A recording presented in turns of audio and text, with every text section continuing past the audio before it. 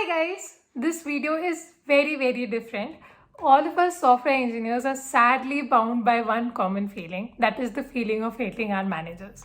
It is so common everywhere on LinkedIn, on all social media that even I believe that good managers don't exist. But honestly, when I joined into it, the whole perspective changed. I realized that good managers are possible. To be honest, some weeks ago, we had this anonymous feedback in team, and there was one constructive feedback and one positive feedback. The positive feedback was filled with, manager is awesome, we are really happy with the manager. And of course, there was a lot of constructive feedback. So this got me into thinking, and I thought, okay, let's do a video with my manager. So yeah, my manager is going to be here talking about his journey, about his perspectives, about our team in general. But before that, before starting the interview, let me tell you about the sponsor of this video, Educative.io. Educative.io has a lot of structured content that can help you become a better software engineer every day. Do check the courses out. And now the good news is that you can use the discount code Kirti to get discount on subscription, which will give you access to all the courses. Link to the courses is in the description. Do check it out. And yes, let's meet my manager now. Hi Iqbal, thank you so much for agreeing to do this. I am sure a lot of viewers will really find this helpful. I have a lot of questions to ask you, but let's start from your transition of being a core technical person to now being a manager of 37 people. This transition happened in front of me, so I know you faced a lot of challenges and it was a very different kind of experience for you. So tell us about it. How did Intuit help you? How was the experience? Just, talk about it. Thanks, Kirti. I really appreciate that you are asking about my experience from the transition as a technical core engineer to a software manager. This is amazing opportunity. First of all, yes, it was a challenging and adventurous journey for me till now because I started this journey just last year back in the month of February. And opposed that in the month of March, we all were into the virtual world. And it was really challenging to manage engineers, manage employees from virtual environment where I did not have any experience of any kind of managerial experience previously. But lots of learning I got. How we can think about as a person who all are we are managing that these persons can go through a different kind of tough time, and how we need to put ourselves into the shoes of each and every individuals, understand their aspirations and work accordingly. So these were certain skills I learned during this journey, and it helped me to grow my leadership skills. And Intuit has been one of the best company who nurtures talent very well. They provide right kind of platform, right kind of coaching, right kind of mentors are there to help you grow, to make you understand where is your improvement area. There are no failures. Intuit feels means make you feel that these are learnings you get, and you rise from those learnings and you make yourself better, and the people around you also becomes better. So I am very fortunate enough to be in this company who nurtures your talent so well and got the opportunity to lead such a vast number of employees. It gives me more energy because the people around you are have electrifying energy, the passion, the enthusiasm. This all the employees bring helps me, motivates me each and every day to give something more than 100%, and it helps me to serve the employees and serve the customers which we are working through our product. So Iqbal, you talked about coaching, right? So Intuit provided you coaching to become a manager. How was it? Can you talk about that a bit? Some of the platforms that Intuit provided me to coach was like they provided me the experts and the professionals coaches. What they do, they first understand each and every individual's what are their strengths, what are their weaknesses, and accordingly they work. They will focus on your strengths, but they will also make sure that whatever your weaknesses or improvement areas are also groomed well, so that your all-round leadership skills are groomed properly. Then there are leaders around you who have a great number of experience, and they have also gone through these phases. They have gone through the journey. They give all the experience which they have learned through their journey, and this has helped me a lot because I have been fortunate enough to work with amazing leaders around me, and it has helped me in grooming my leadership skills. Wow, this is great. And really, this is the first time I'm hearing that someone is becoming a manager and is actually getting trained for it. Like, your journey was the first time when I heard about it, that okay, a company can provide so much help, because it should not be taken for granted that every good engineer will become a, good manager. And I think this should be a must in entire software industry. And it is great that, you're sharing your journey. I'm sure so many people will get motivated by it. But I wanted to ask you, Iqbal, that manager word itself comes with a lot of negative connotations. Like when people hear manager, there's a lot of negative energy, and also people say that people don't leave companies; they leave their managers, and it's a very difficult job to be a good manager. It's something that that most of the people consider a myth right now. So, what do you think about it? Were you very scared when you started as a manager? Yes, Kirti, you are right. Managers are not the loved ones among the team. And when I started my career in software industry, I was never keen to become a manager because of these things. I used to see people hate managers, people used to talk about their managers, and it was not a good feeling that, oh, I don't want to become a manager because people are not liking the managers. And and the second part was that you don't know exactly what means what are the things managers are going through. But when I started my journey as a manager, I felt, oh, there's different kind of challenges there. If you were working as front seat when you were software engineer or technical lead when you're solving problems, you were on the driver's seat. But now as a manager, you have to become a facilitator, and you have to facilitate the team around you, the people who are working with you, to solve problems. And you just need to feel proud of the accomplishments or the achievements they are doing, and you take the back seat. And whenever any employees or any of my teammates gets promoted or receive some kind of rewards or recognitions, it gives me a proud moment, because I am feeling proud for the team who is working for me rather than only for myself. This is different kind of feeling. It's a feeling that a parents get when their children get successes in their life. It's similar kind of feeling, almost similar kind of feeling you can say, when your teammates or your employees or your team persons who are working with you get promoted or recognized or rewarded. So yeah, Kirti, this is a different. You feel that as a manager, you live in a place where you feel sometimes lonely because you are lonely at the top. There is that kind of feeling, but it can be changed. It is changed. It depends on how you connect with your team. I have a great connect with my team, and my teammates are always supporting. During pandemic, I was going through some of the personal challenges, and team stepped up and helped me a lot. It gave me different kind of feelings that I am not alone, and there are people who are backing me up, there are people who are helping up. So it depends on what is the connect you are creating with the team, and how you are helping them when they are facing some kind of personal challenges, or they are facing some kind of difficult situation. So this all depends what kind of connect you create with the team. Iqbal, it is so touching and moving when I'm hearing these words from you. Honestly, I'm really, really proud to work under you. But yeah, so you're talking so much about the team, right? That the connect with the team matters everything. Your team is what defines you now. So if I ask you that, what are the qualities that you look in your team? Like if someone is being hired, what is that one or two qualities that you will look for, that okay, now this person can be a part of my team? I'll talk about only three things, three qualities, topmost qualities I look into a person when hire, or when a person is working with in my team. First, the person should be a self-motivated and able to solve a problem rather than solve a technology, right? If given a challenge or given a problem, he should be able to come up with the solutions, with irrespective of whatever technology he is using. It should be a truly engineering mindset, and how you simplify the problem, how you break the problem and come up with a great solution there, which satisfies and delights the customers or the platform we are working upon. So this is the first thing I look. Second thing, he should be self-motivated. There should be enthusiasm and passion, and he should lift the energy of the team around him, right? So these kind of persons will electrify or bring some kind of electrifying energy into the team, and they will motivate the team. So self-motivated, enthusiasm and passion, This is the second quality I looked upon people who are working or we are looking for hiring.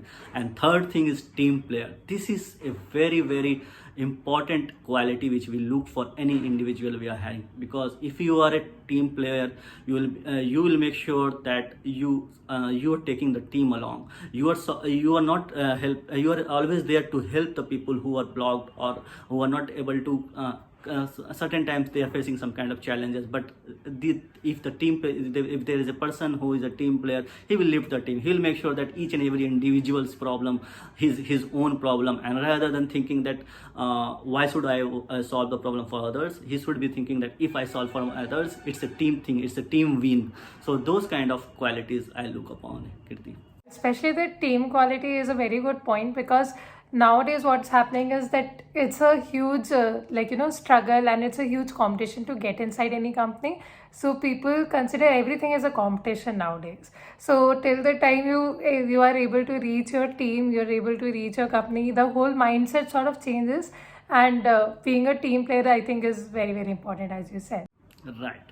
So we talked about, who you would want to work for your team. Now let's talk about why should someone work for our team? Like, why should someone be excited to work for our team? What is the impact that we are creating as a team? Like, can you share some light about it so that others know that, okay, what we are doing in Intuit? This is another good question, because unless you feel motivated each day when you wake up for your work, you will not contribute significantly, right?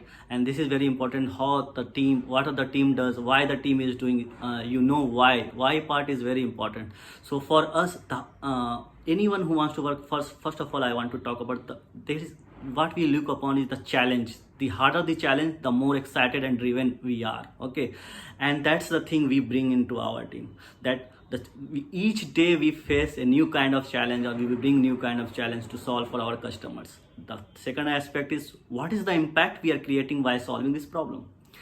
There are huge impacts to around 800k customers we are solving, and the millions of employees who are working for those customers. So this is a huge impact which you bring with the problems you solve for the product.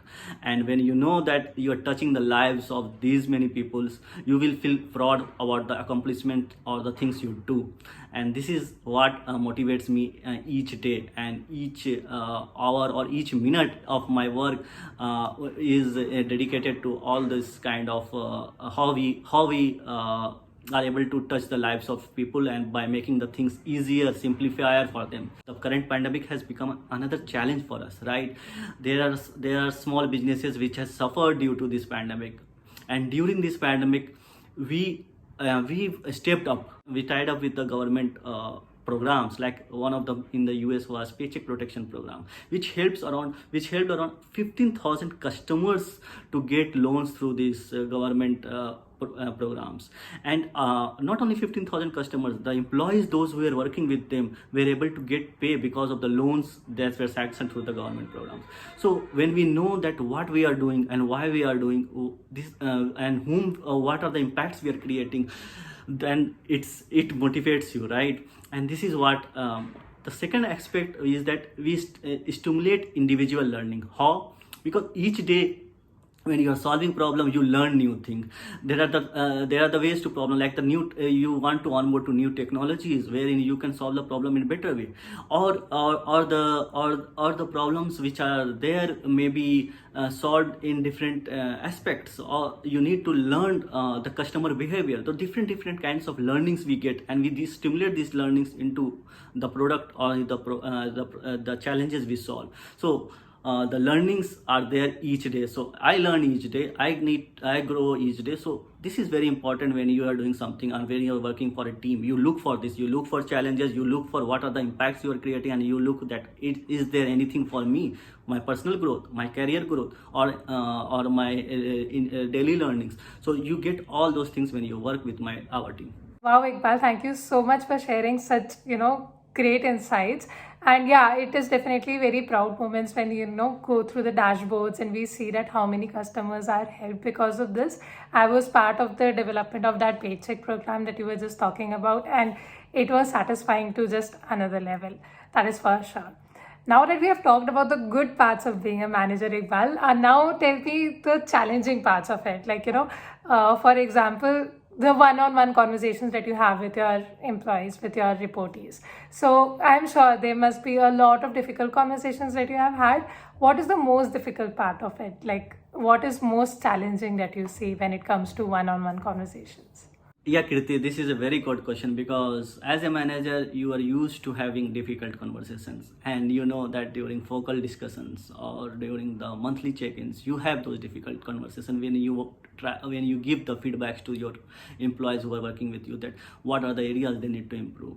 So as an employee relies on their manager to help them achieve their career goals, right?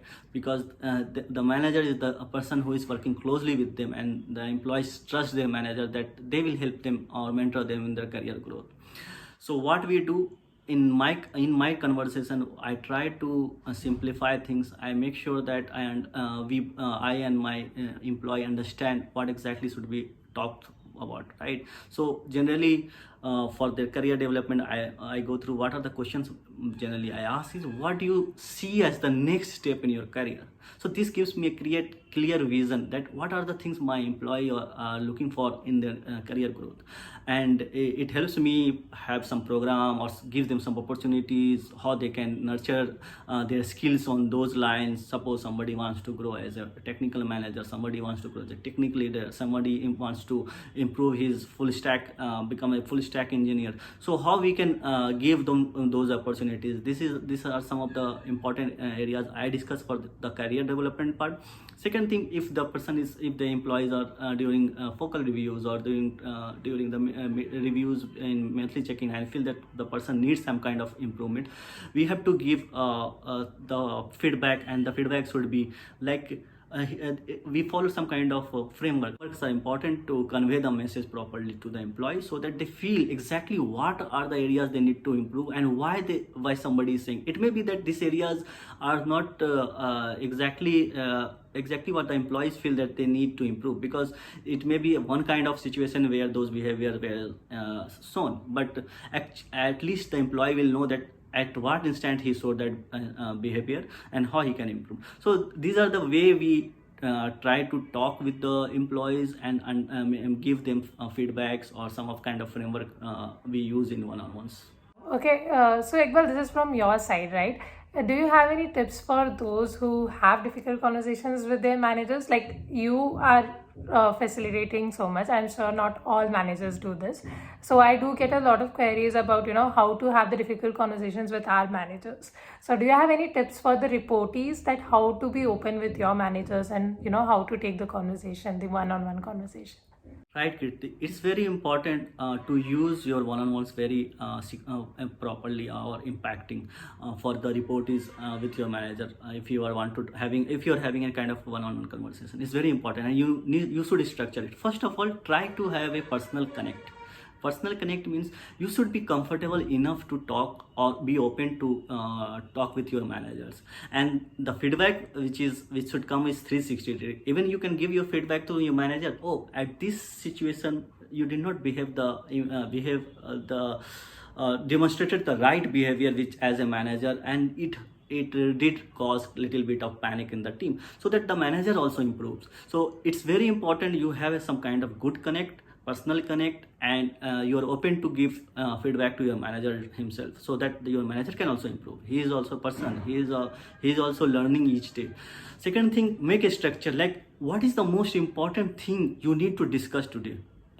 Take that into account when you're going for one-on-one conversation. And what are your most significant accomplishments you have accomplished during the last time you met with your manager, so that you can discuss about it and you can share the wins there. Third thing is that what is the most important thing you want to focus in your coming months or coming days, so that your manager knows and he will facilitate you, he will help you on those areas. These are some basic conversations or basic structure you should follow when you're talking into one-on-one conversation with your managers. Third, the other aspect is what are the obstacles you are facing, because if you if you say your obstacles to your manager will definitely unblock you, and he will help you there. So don't hesitate there, and clearly call out what are the obstacles, what are the challenges you are facing in your day-to-day life or day-to-day work. So this is very important. At least follow these structures when you're talking with your manager. And the fifth thing is that what are the opportunities you are looking to have yourself self growth or self learning improved, or your career growth. So these five questions is you can structure, and you have your conversation around that, so it will be very helpful. Got it. That's really, really helpful. But Iqbal, while you were talking about the personal connect, I just started wondering that when people have personal connect, there also comes, tough decision part, because I'm sure everyone wants to work on like one project and not on the other project. Being your reportee, I know how this works. So I just wanted to understand it. How do you take these difficult decisions? Like, these are very, very tough decisions that you put someone in one project and not the other person in another project, because everyone can have different aspirations. So how do you take these tough decisions? Provided like we already have that personal connect, and still you have to, sometimes come and say no to us. So how do you decide? Yeah, Kirti, it's a very tough thing when you're conveying your message to your employees and you have a good connect with them. You have to keep aside your emotions. It's very important. You can't be emotional on when you're conveying your message, and your employee will also understand why you're taking these decisions, because when he or she sees around that you are leading with a team with multiple talents, and you need to focus on each talent rather than one particular individual. You can't be biased somewhere, right? And you have to see who are the talents. Means suppose somebody is part of the team for a long time and he needs some kind of growth in some of the areas. The managers will definitely try to push him or her onto those opportunities first, rather than bringing some new people into those opportunities, because that way that person will keep motivated with the new challenges he gets. Okay, so there are aspects around that how we take these kind of decisions. So somewhere we feel that, oh, if some places we need to move fast, or has to be delivered in a very short time, and we know that these kind of people have that right kind of skills which can get the things delivered. So we choose those people for those areas of work. But definitely we see that what are the aspirations for the long time. We see what are the aspirations that each individual has, and how can we serve those aspirations. This is the way we definitely take decisions when we are assigning some kind of work or projects. Easily, mutual respect is the most important key, I think. We can talk so freely, and I know that as much as I respect you, you also respect me while having these conversations. So I guess that is something to take away from your words, definitely. Iqbal, do you have any feedback or any tips for the budding software engineers? Because right now there's a lot of competition out there, and especially I wanted to ask you this one question that I'm sure everyone is looking to hear the answer from you. The question is that nowadays, FANG is the new term. Everyone wants to get in FANG, and Intuit is not part of FANG. So I talk about this a lot on my channel, and I wanted to hear your perspective, that how do you feel about this? How much do you think company matters in today's career, and how much do you think present software engineers should worry about this? Sure, Kriti. This is a very good question for budding software engineers, because we do get attracted with certain kind of jargon words on technologies and things, and we do get that, oh, can I work on this kind of technologies? But first of all, I will try to talk to the budding engineers that focus on problems rather than any kind of platform and technologies we are working. If you are solving problem and you know the impact you are creating with the complexities that you solve, it will definitely give you a great kind of pride moment, right? I can give an example. Like for me, this is my second company. The first company I worked was Samsung, and this is just my second company. I did not do many kind of switches. Why? Because I was getting enough challenges in my day-to-day work, and I was doing things which was impacting a huge number of customers, or giving me satisfying moment when those things got released to production, and I saw that who are my customers that those are using, what are the things I need to improve. Second thing is learning something new is very important. If you are getting something to learn each day, this is very important. And if you feel that your current company or your any kind of budding or growing new company which are growing up are giving you that kind of opportunities, you can stick there. You can see that are you getting enough to be motivated, or your passion is getting satisfied or not. So learning something new is very important. If suppose you are working a big corporate company and you're not getting to learn each day, then it doesn't make sense, because you're not growing, you're not making giving yourself enough challenge. You're not coming out of your comfort zone. Each day you see that how you can come out of your comfort zone and give yourself enough challenges. This is very important. Finding innovative solution, this is another area which I love to do. That even there are simple solutions, how can I find some innovative solutions or solve a problem in multiple ways? This is what an engineer looks into, and this is what an engineering mindset we should have. So for all the budding engineers or the coming up software engineers, I suggest that you see that if you are able to stay curious in your work, or see that you are able to find innovative solutions into your current work. And also the culture is very important, the team or the place you are working. If you have a great culture there, and this will improve you as a person. Your self growth is also very important when you are growing in your career. So the culture that team or the company provides will also nurture you, because this will be incorporated into you. You will display those cultures when you have the same culture around you. Okay. The other aspect I look upon is that it's not only about work, it's also about team thing, right? Having fun, having learning with fun is very important. So those kind of culture you look when you are working into any company, right? Continuous improvement is very important. Other aspect I feel that when you're working into a company, continuous improvement, if you're getting an opportunity to improve daily, then that is a good thing, because you are growing, you are learning new things. So these are certain things I feel that are very important, rather than thinking about working into big corporate companies or somewhere where you may not get those kind of opportunities to nurture your talent. I think this is an excellent thought to end the video with. But I had just one last question remaining, and then I guess we are good to go. So my last question is, Iqbal, how do you manage your personal life with your professional life? And nowadays, like when people get into working, they are just working all the time, and they forget that there is a personal side to life. Their personal hobbies that cannot be related to software engineering, like in general. Like me, I also have dance videos, painting videos, I travel, I have a lot of things going on other than my professional life. But every time I put this forward, always a question comes, don't you have any office work to do? And especially when people are doing it, people end up feeling guilty that, okay, I am supposed to work right now, why am I doing this? So as a manager, what do you think about, maintaining this balance? Kirti, I will just say that maybe sometimes I have been guilty for overdoing my professional work, but I feel that when you separate your personal and professional work, you do far better in your professional work. Got it? So like when I do some of the things I am passionate about, like cooking, also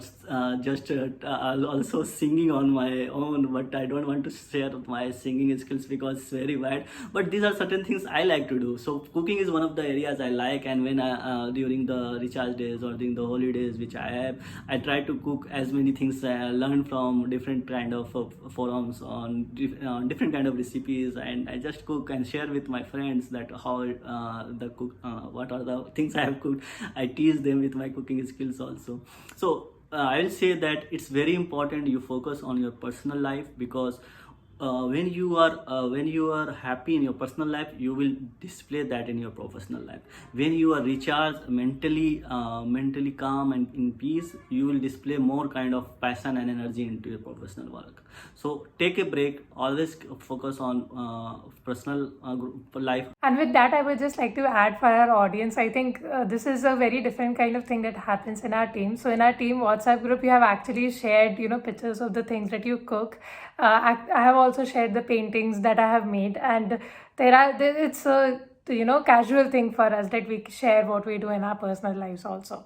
So that is very, very encouraging, and I think that will be new for our audience to know that okay, there can be such supportive teams out there. Thank you so much, Iqbal, for coming and doing this. It was really, really fun. I'm really, really thankful for you to make time for this and be here. Hey, thanks a lot, Kirti. It was an awesome experience, awesome thing to share my experience, my journey, and my learnings. And I'm very pleased that I was able to do. Thank you very much. Thank you, Iqbal. Bye. Bye. I know this was a very different kind of video, so please do give me feedback in the comments so that I know that what do you expect and what more can I help you with in the next few videos. And please don't forget to like, share and subscribe. It will mean so much to me. Thank you.